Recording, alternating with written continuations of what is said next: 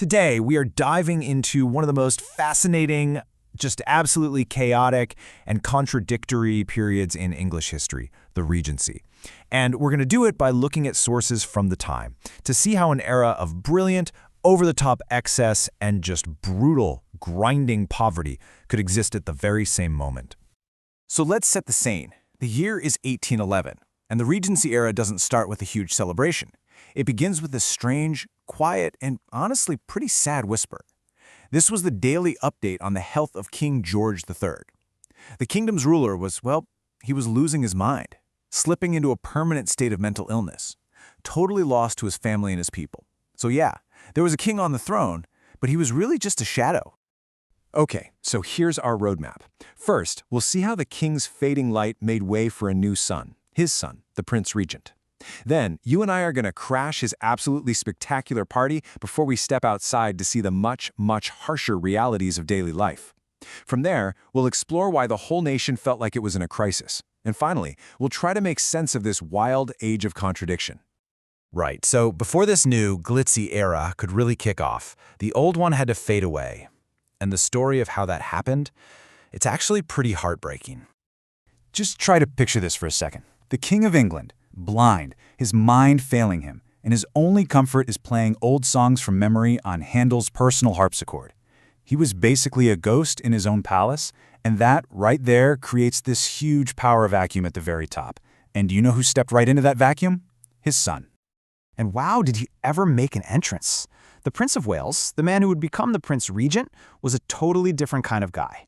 And to announce his arrival on the scene, he threw what might just be the most ridiculously extravagant party in English history.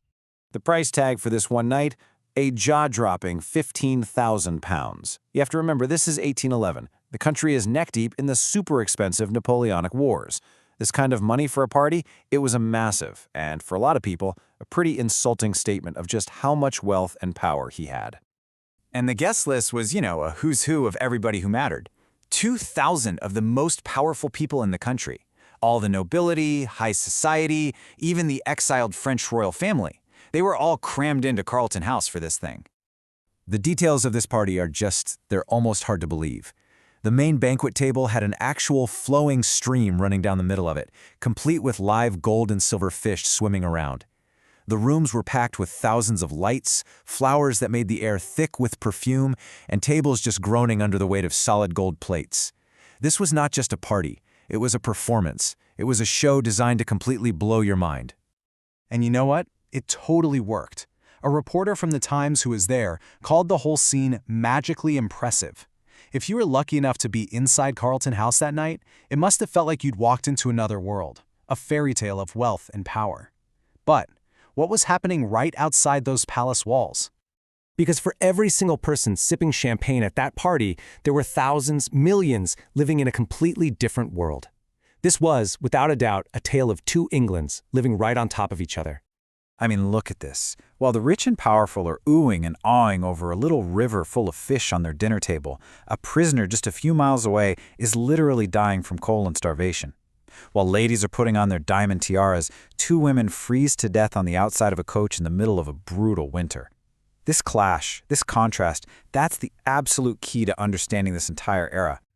If you read the news from back then, it's just a catalog of desperation and honestly, some really bizarre cruelty.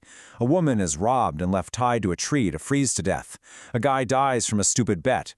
A so-called witch is put on trial. And then you have this weirdly brutal punishment where two men get their beards stuck together with hot pitch. This was the raw and often violent reality of everyday life for so many. And look, these weren't just random one-off events. Oh no. They were symptoms of a nation that was basically running a fever, with huge cracks starting to show up in its economic and political foundations. So here's a little riddle for you that gets right to the heart of all the economic chaos. How could a gold guinea coin be worth more than its own face value? The answer tells you everything you need to know about the massive currency crisis that was going on. So check this out. There's this landlord, right, named Lord King, and he basically tells his tenants, look, I'm not taking your paper money at face value anymore. He knew that the government was just printing tons of it to pay for the war with Napoleon and that it was losing its value. So he demanded they pay their rent in actual gold coins. Or, if they insisted on using paper, they had to pay him 17.5% extra. Long story short, people were losing faith in the nation's own money. And this wasn't some high finance theory. This was happening right down at the local shop. It was common knowledge that you could go into a store and trade a gold guinea, which was officially worth 21 shillings, for a 20-shilling paper note plus a plate of fish. The actual gold was just trusted way more than the government's paper promise.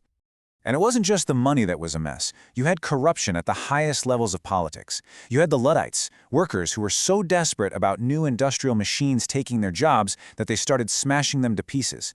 You even had religious intolerance inside the army itself. The whole system just felt like it was about to snap. So, how on earth do you make sense of all this? The glamour, the poverty, the chaos? Well, the only way is to just lean into it, to embrace the contradictions. This era wasn't just one thing. It was a head-on collision of total opposites. I mean, when you lay it all out side by side, it's just so stark. On one hand, you've got all this glamour, unbelievable luxury, royal parties, military heroes, high fashion.